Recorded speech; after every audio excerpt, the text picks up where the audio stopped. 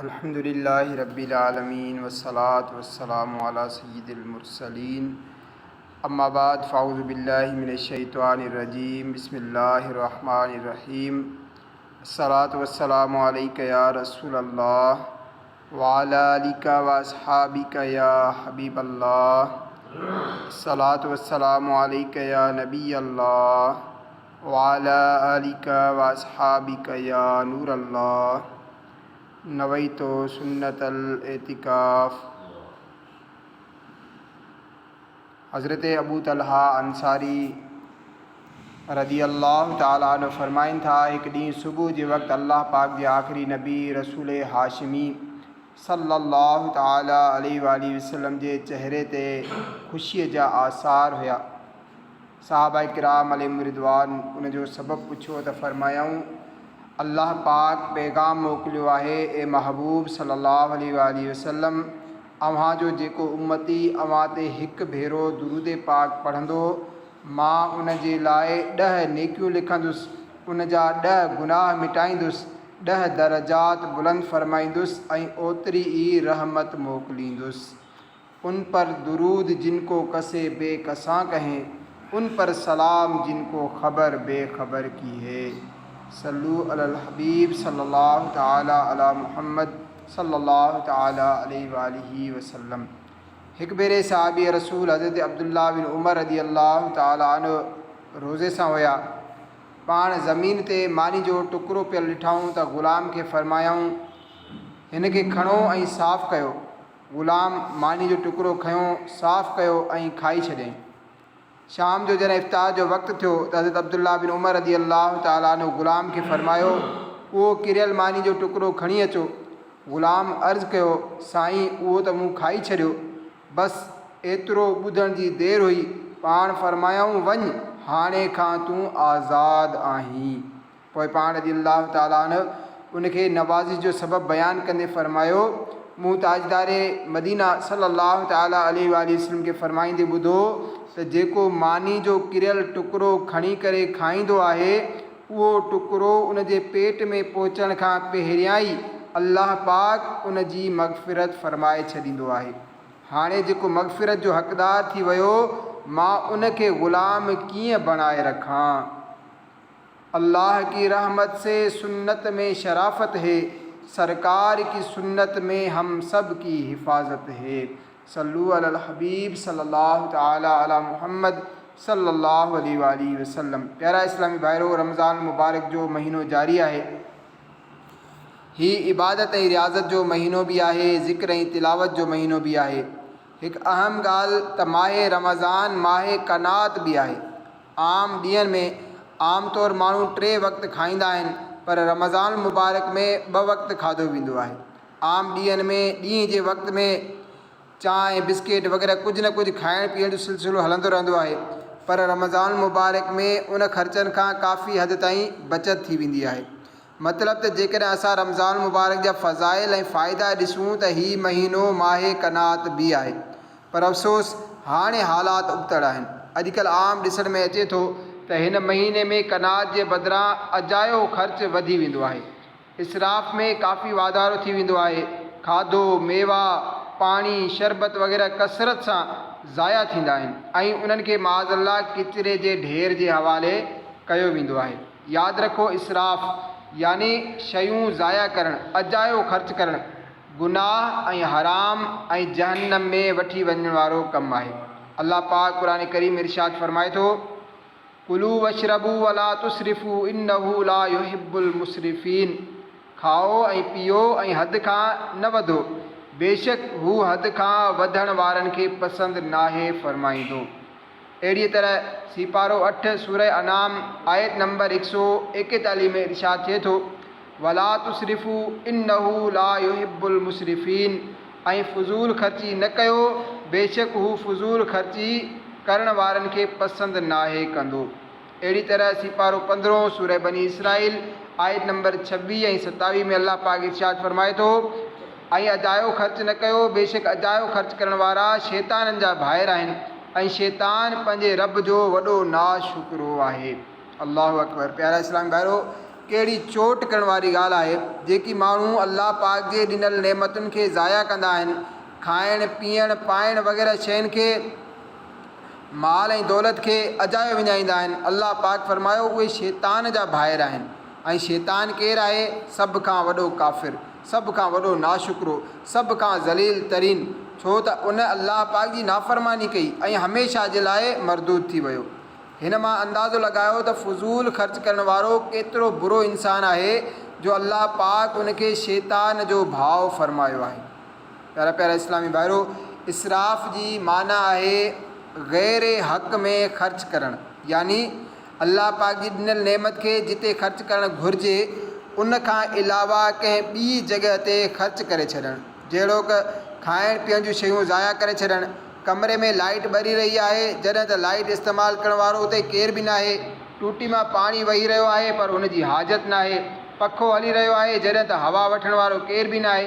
ईअं ई उहे शयूं जेके इस्तेमाल जे क़ाबिल आहिनि या खाई सघजनि थियूं, जहिड़ो आलू सूफ़ जूं खलूं वग़ैरह, अहिड़ियुनि शयुनि खे हरू भरू उछलाए छॾणु, इस्तेमालु न करणु वग़ैरह, ही सभु इसराफ़ जूं सूरतूं आहिनि। इसराफ़ खां बचण जे मुतालिक़ अचो मदनी गुल ॿुधूं था। मशहूर मुफ़सिर क़ुरान हकीमुल उम्मत मुफ़्ती अहमद यार ख़ान नईमी रहमतुल्लाह ताला अलैह फरमाईंदा, इसराफ़ जूं खोड़ तफ़सीरूं आहिनि। मिसाल तौरु हलाल शयुनि खे हराम ॼाणणु ही बि इसराफ़ आहे। हराम शयुनि खे इस्तेमालु करणु ही बि इसराफ़ आहे। ज़रूरत खां वधीक खाइण पीअण या पाइण ही बि इसराफ़ आहे। जेको दिलि चवे उहो खाई पी वठणु पाए वठणु, राति ॾींहुं खाईंदो पीअंदो रहणु जंहिंसां मैदो ख़राबु थी वञे, बीमार थी वञे, ही बि इसराफ़ आहे। नुक़सानकार शयूं खाइण पीअण ही बि इसराफ़ आहे। हर वक़्तु खाइण पीअण जे ख़्याल में रहणु त हाणे छा खाईंदुसि, बाद में छा पीअंदुसि वग़ैरह। ईअं ई ग़फ़लत जे लाइ खाइणु, गुनाह करण जे लाइ खाइणु, सुठो खाइण पीअणु, आला पाइण जो आदी बणिजी वञणु जो मामूली शइ खाई पी न सघे, ही बि इसराफ़ आहे। अहिड़ीअ तरह आला ग़िज़ाउनि खे पंहिंजे कमाल जो नतीजो ॼाणणु ही बि इसराफ़ आहे। वधीक फ़रमाइनि था, अल्लाह पाक हर इसराफ़ करण वारे खे नापसंदि कंदो आहे। अहिड़ा माण्हू अल्लाह जी बारगाह में नामक़बूल आहिनि। इमाम यूसुफ बिन अब्दुल्लाह हनफ़ी रहमतुल्लाह ताला अलैह फरमाइनि था, मानीअ जो विच विच खाइण ऐं किनारा छॾे ॾियणु, मानी जे फूकियल हिसे खे खाई वठणु, बाक़ी खे छॾे ॾियणु ऐं हथ मां किरियल गिर खणी करे न खाइणु, ही बि इसराफ़ में दाख़िल आहे। हा, जेकॾहिं किनारा कचा रहिजी विया हुजनि, उन जे खाइण सां नुक़सानु थींदो हुजे त टोड़े सघे थो। अहिड़ी तरह ही बि मालूम आहे त मानी जा किनारा ॿिया माण्हू खाई वठंदा, ज़ाया न थींदा त टोड़ण में हर्ज न आहे। ख़्यालु रहे, हर इसराफ़ हराम न आहे हूंदो। कुझु इसराफ़ मकरूह बि हूंदा आहिनि, कुझु इसराफ़ सिर्फ़ु नापसंदीदा हूंदा आहिनि। सैयदी आला हज़रत इमाम अहले सुन्नत मौलाना शाह इमाम अहमद रज़ा ख़ान रहमतुल्लाह ताला अलैह फरमाइनि था, उहो इसराफ़ जेको नाजाइज़ ऐं गुनाह आहे उहो सिर्फ़ु उन्हनि ॿिनि सूरतुनि में थींदो आहे। हिकु ही त कंहिं गुनाह में ख़र्च ऐं इस्तेमालु कयूं, ॿी ही त फ़ुज़ूल सर्फ़ माल यानी ज़ाया कयूं। फ़ुज़ूल सर्फ़ यानी माल ज़ाया कयूं। अॼुकल्ह असां वटि घणे क़दुरु इहो ई हराम वारो इसराफ़ पातो वञे थो। कई माण्हू गुनाहनि भरे कमनि में पंहिंजो माल ख़र्च करे छॾींदा आहिनि, हीअ बि इसराफ़ जी हराम वारी सूरत आहे। अहिड़ीअ तरह माल खे सरफ़ यानी अजायो ज़ाया करे छॾींदा आहिनि। जीअं बचियल मानी किचिरे जे ढेर में उछलाए छॾींदा आहिनि, गिलास में बचियल पाणी उछलाए छॾींदा आहिनि, बिजली पखा AC वग़ैरह बिना ज़रूरत जे हली रहिया हूंदा आहिनि, परवाह न आहिनि कंदा। उन सां छा थींदो आहे? माल ज़ाया थींदो आहे। ज़ाहिर आहे त AC बिना ज़रूरत हली रही आहे, उनजी थधाइण खां को फ़ाइदो ई नथो वठे, त बिल त ईंदो, माल त लॻंदो ऐं उहो माल केॾांहुं वियो? ज़ाया थी वियो। लिहाज़ा हीअ बि इसराफ़ जी हराम वारी सूरत आहे। काश अल्लाह पाक जी नेमतुनि जो क़दुरु नसीब थी वञे। दुनिया में अल्लाह पाक असांखे किरोड़े नेमतुनि सां नवाज़ियो आहे, त उन करे त असां उन्हनि मां फ़ाइदो वठूं, उनजो क़दुरु सुञाणूं ऐं अल्लाह पाक जो शुक्र अदा कयूं। क़यामत जे ॾींहुं उन्हनि नेमतुनि जे मुतालिक़ असांखां पुछियो वेंदो। अल्लाह पाक फरमाए थो, सुम्मा लतुसअलुन्न यौमइज़िन अनिन नईम, पोइ बेशक ज़रूरु उन ॾींहुं तव्हां खां नेमतुनि जे बारे में पुछियो वेंदो। मुफ़सिर किराम फरमाइनि था, क़यामत जे ॾींहुं हर नेमत जे बारे में सुवालु थींदो। उहा नेमत तोड़े जिस्मानी हुजे या रूहानी, ज़रूरत जी हुजे या ऐश ऐं राहत जी, एसि ताईं जो थधे पाणी, वण जी छांव ऐं राहत जी निंड जे मुतालिक़ बि सुवाल थींदो। साहबी रसूल हज़रत अनस बिन मालिक रज़ी अल्लाह ताला अन्हु फरमाईंदा, जॾहिं हीअ आयत करीमा नाज़िल थी, सुम्मा ला तुसअलुन्न यौमइज़िन अनिन नईम, पोइ बेशक ज़रूरु उन ॾींहुं तव्हां खां नेमतुनि जे बारे में पुछियो वेंदो। हीअ ॿुधी करे हिकु मोहताज शख़्स उथी बीठो ऐं अर्ज़ु कयईं, या रसूल अल्लाह सल्लल्लाहु ताला अलैहि वसल्लम, छा मूं ते बि का नेमत आहे जंहिंजे बारे में मूंखां पुछियो वेंदो?